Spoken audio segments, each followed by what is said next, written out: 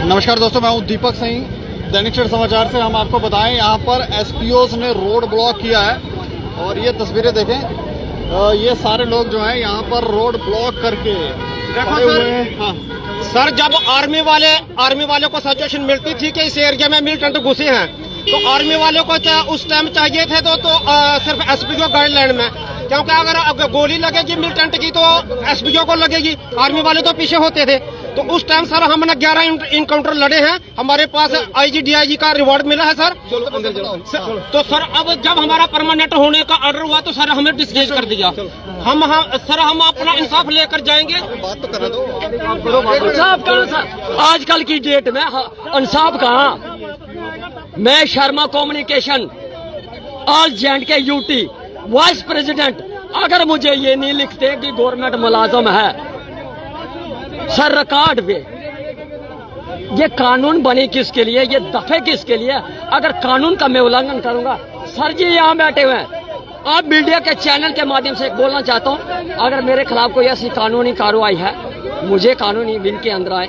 जब मैं अपना हक मांग रहा हूँ, अभी तक हक क्या भारतीय जनता पार्टी के जो वर्कर के सर हमारे साथ हम तो नहीं जाएंगे तब तक जब तक सेवा सिंह बाली जी सामने नहीं आएंगे। नहीं, मांगे क्या आपकी? मांगे हमारी है कि हमारा रेगुलर पॉलिसी फ्रेम करो और डिसएंगेज एसपीओ को रीएंगेज करो, और साथ में यह है कि जो वेजेस एक्ट लागू करो, रिटायरमेंट एसपीओ को बेनिफिट दो, बस यही। आपकी पहले भी प्रदर्शन कर रहे थे, कोई सुनवाई नहीं है? अभी तक कोई सुनवाई नहीं है। 4 साल हो गए, अभी तक हमारा मसला हल नहीं किया। हर महकमे के साथ में नरेंद्र मोदी जी ने क्या यही मैसेज दे के रखा, ये कह रहे थे कि इंडिया इज डिजिटल 1, वो कहाँ दिख रहा है इंडिया इज डिजिटल 1। 3 रुपए की राशन दे रहे हैं, जहाँ 35 किलो मिल रहा था और वहाँ आज 5 किलो राशन मिल रहा है। इससे पहले जो सरकारें थी, बिजली का बिल 378 रुपए आ रहा है, 2 रुपए का कनक मिल रही है। अब मुझे बताइए इंडिया डिजिटल 1 कहाँ से हुआ। मैं अभी आप लोग कहाँ जा रहे थे? अभी तो हम तो सिर्फ खाली लेफ्टिनेंट गवर्नर सर से एक मेमोरेंडम देने जा रहे थे कि जनाब हमारी रिक्वेस्ट करें डीजीपी साहब तक। तो ये शकुंतला थिएटर से आप चले थे? जी, हमने वापस जाके, हमारा कोई नहीं है, हम नहीं चाहते कि किसी के साथ ऐसा। हम सिक्योरिटी विंग के अंदर काम किया, हम शांतिपूर्वक हम प्रोटेस्ट नहीं करना चाहते। रोड ब्लॉक तो नहीं कर रहे थे? नहीं करना था, क्यों करे थे? ये पुलिस वाले तो ऐसा लग रहा है जैसे आपको। नहीं जनाब, ये ऊपर से आदेश है, ये बेचारे क्या करेंगे जब इनको प्रेशराइज किया जाता है। जब भी कोई मुलाजम इस रोड के अंदर आता है, उसको 2 मिनट के लिए सर इसको वापस भेजा जाता है, उसकी पावर छीनी जाती है। डीसी साहब जब डोडा के अंदर बैठे हुए, डीसी साहब तो सामने दिख रहा है, उसी वक्त सर ये हटा रहे हैं। कहाँ जाएंगे जनाब, हमारा होगा कौन? आज तो खाली डिसएंगेज एसपी आया है, जब उनके परिवार आएंगे यहाँ पे रोड पे। तो ये लोग ये देखें, यहाँ पर ये प्रदर्शन जो रोड ब्लॉक नहीं कर रहे थे, लेकिन ये सारे इकट्ठे होकर निकले थे, तो इन्हें ऐसा लगता है कि इनको शायद यहाँ पर रोकने की कोशिश की है। और इस तरफ तस्वीरें देखें, महिलाएं भी हैं और ये उपराज्यपाल साहब को मेमोरेंडम देने के लिए निकले थे। अब ये किस दिशा में जा रहे हैं ये तो नहीं। आप जा कहाँ रहे हो अभी? सर हमारे को फोर्स वाले कह रहे हैं कि वाली साहब वापस आ रहे हैं, अब इधर हाल में वापस चलो। अगर उनको वापस नहीं किया तो सर हम फिर रोड में उतर आएंगे, ऐसी बात नहीं है। चलते बात करें आप। नहीं बोले सर हमें मैसेज मिला कि वाली साहब आ रहे हैं, आप हाल में चलो। एक मिनट बात अंदर जाकर सड़क के ऊपर जा रहे हैं। सर अगर वाली साहब नहीं आए तो हम रोड पर वापस आ जाएंगे, फिर रोड से कौन से बाली साहब? सर सेवा सिंह बाली जो नहीं, तो सेवा सिंह बाली ने ये किया है। एक मिनट। जिंदाबाद जनाब बाली साहब, जनाब बाली साहब, बाली साहब, बाली साहब, बाली साहब आगे बढ़ो, बाली साहब आगे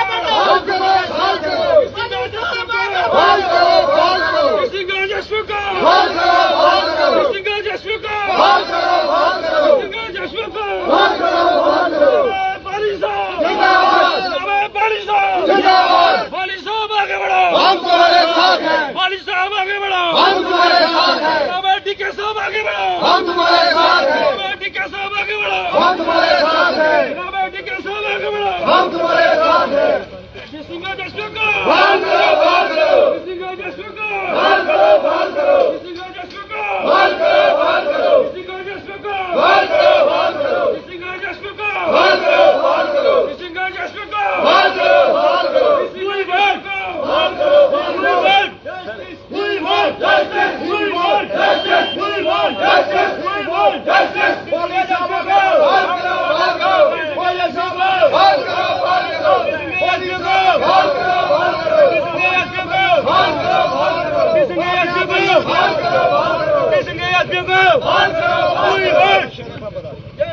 नहीं, अभी कहाँ जा रहे हो?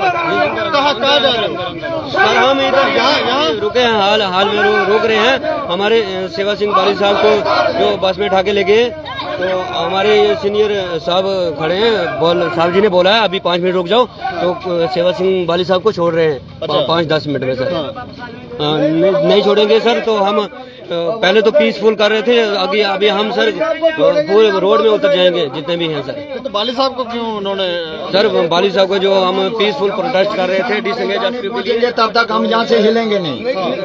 हमें थाने जाना पड़ेगा, वहाँ पे भी जाएंगे, चक्का जाम करना पड़ेगा, वो भी करेंगे हम।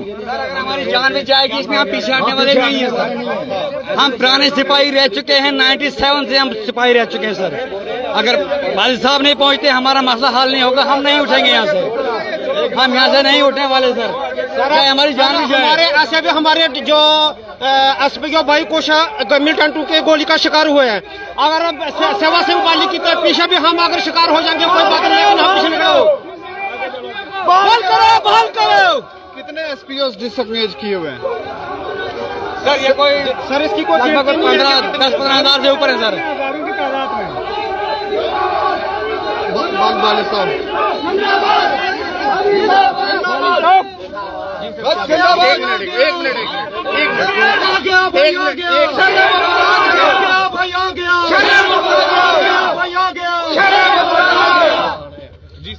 देखिए, सबसे पहले मैं मीडिया का धन्यवाद करना चाहूँगा, क्योंकि हम सब के ऊपर आप जानते हैं कि काफ़ी दबाव भी होते हैं, काफ़ी परेशानियों का सामना भी करना पड़ता है। एक तरफ से हम बड़े फक्र से कहते हैं कि हम आज़ाद हिंदुस्तान और सेकुलर देश के बाशिंदे हैं, दूसरे तरफ हमारी आज़ादी को, हमारी जो आवाज़ को दबाने की कोशिश जो कि जिस तरीके से की जाती है, अगर मीडिया न हो तो हम ये कह सकते हैं कि गरीब जनता या जो सच बोलने वाले उसकी आवाज़ को बिल्कुल कुचल के रख दिया जाएगा आजकल के जो हुक्मरान हैं उनके तरफ से। अभी मैं बताना चाहता हूं, क्योंकि मैंने हमारे जो पुलिस के सीनियर ऑफिसर साहिबान हैं उन्होंने हमारे साथ, वो भी मजबूर हैं, उन्होंने हमें यहाँ से ले लिया और हमने गुजारिश की उनसे कि जिंदगी में किसी भी पुलिस स्टेशन और किसी भी जगह पर आप रिकॉर्ड चेक कर लीजिए, हमारे बारे में आज तक कोई एप्लीकेशन तक भी किसी थाने में नहीं लगी है। और आज तक भी पिछले 7 सालों से हम चीख कर ये आवाज बुलंद कर रहे हैं कि हमारे जम्मू कश्मीर लद्दाख के अंदर जो हमारे एसपीओ भाई हैं उनकी रेगुलर पॉलिसी फ्रेम की जाए, उनकी सैलरी में इजाफा किया जाए और जो डिसंगेज एसपीओ हैं उनको बहाल किया जाए। रिटायर्ड किए गए एसपीओ को रिटायरमेंट बेनिफिट दिया जाए, मिनिमम वेजेस एक्ट को लागू किया जाए। अब जब ये लेके गए, क्योंकि आप सभी जानते हैं मीडिया से कोई बात छुपी नहीं है कि सियासत से हटके मैं ये मुद्दे को उठा के काफी समय से इसके लिए संघर्ष कर रहा हूं। अब हम भी मजबूर होने लगे, क्योंकि देश के प्रधानमंत्री साहब के कार्यालय से लेटर इशू होता है इनके फेवर में, ऑनरेबल होम मिनिस्टर साहब इनके फेवर में लिखते हैं। यहाँ पर जब डॉक्यूमेंट्स आता है, न जाने कौन सा सांप इनको सूंघ जाता है, उस पे इनको टस से मस नहीं होता है। हमने मेमोरेंडम बनाया, एक तो मुझे अभी तुरंत इन्होंने जमानत दे दी, फौरी तौर पर उन्होंने मुझे बहाल कर दिया, आप जाइए। दूसरा, अभी हमने एसएचओ साहब का धन्यवाद करना चाहिए, क्योंकि उन्होंने एडमिनिस्ट्रेटर जो हमारे मजिस्ट्रेट हैं उनको यहाँ पर ही बुलाया है। मैंने बोला जो भी बात होगी हमारे मेरे जो साथी हैं सपोर्टर्स हैं उनके सामने होगी।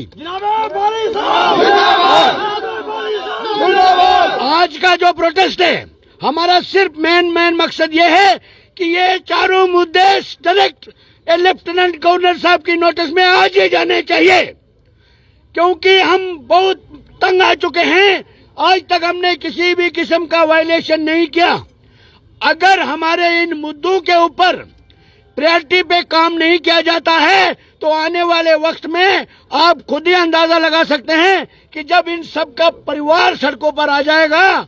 अभी तो हमारे जो रनिंग एसपीओज हैं वो प्रोटेस्ट कर ही नहीं सकते, उनके परिवार को जब हम लेके आएंगे तो इसलिए हम आप सभी चैनल के माध्यम से, आप मीडिया के माध्यम से भी जम्मू कश्मीर के एलजी साहब से गुजारिश करना चाहते हैं। अभी हमारे पास आपके सामने आपसे भी गुजारिश करूंगा कि हमारे मजिस्ट्रेट साहब आ रहे हैं, एसएचओ साहब भी आ रहे हैं। यहाँ पर हम एक मेमोरेंडम देंगे, वही मेमोरेंडम मीडिया से भी शेयर करेंगे, जिसमें जो हमारी डिमांड्स हैं वो एलजी साहब तक आज ही पहुंचनी चाहिए। हमने उनसे अपील भी की है और उनसे गुजारिश भी की और उन्होंने आश्वासन दिया है कि यहाँ पर ही अभी लिया जाएगा और लेफ्टिनेंट गवर्नर साहब तक आज की डेट में ही वो मेमोरेंडम पहुंचा दिया जाएगा। पुलिस आपको उठाकर क्यों लेकर गई थी? पुलिस आपको उठाकर क्यों लेकर गई थी? आप रोड ब्लॉक कर रहे थे? जी, मैं जा रहा था आगे है ना। मैं राजभवन में ये मेमोरेंडम देने के लिए खुद जा रहे थे हम सब लोग। इन्होंने हमें ये बोला कि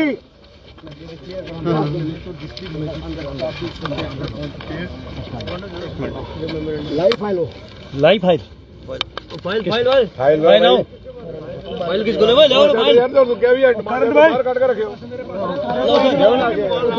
फाइल काट कर रखियो। वो छोटी है नहीं, वो रजिया मैडम के पास है। आप आ जाओ, मीडिया को आगे मीडिया को आगे छोड़ दो। नारायण सर वही बहुत जगह थी, इनको जाएंगे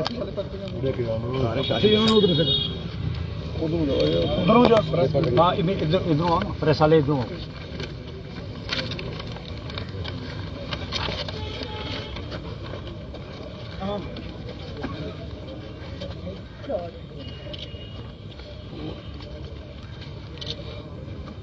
सर, इसमें हमने जो हमारे जम्मू कश्मीर लद्दाख के अंदर हमारे एसपीओज भाई हैं, उनके लिए हमने रेगुलर पॉलिसी के लिए काफ़ी अरसे से हम संघर्ष कर रहे हैं, जिसमें हमारे पास प्राइम मिनिस्टर साहब के कम से कम 7-8 लेटर जो हैं उनके ऑफिस से इशू हैं।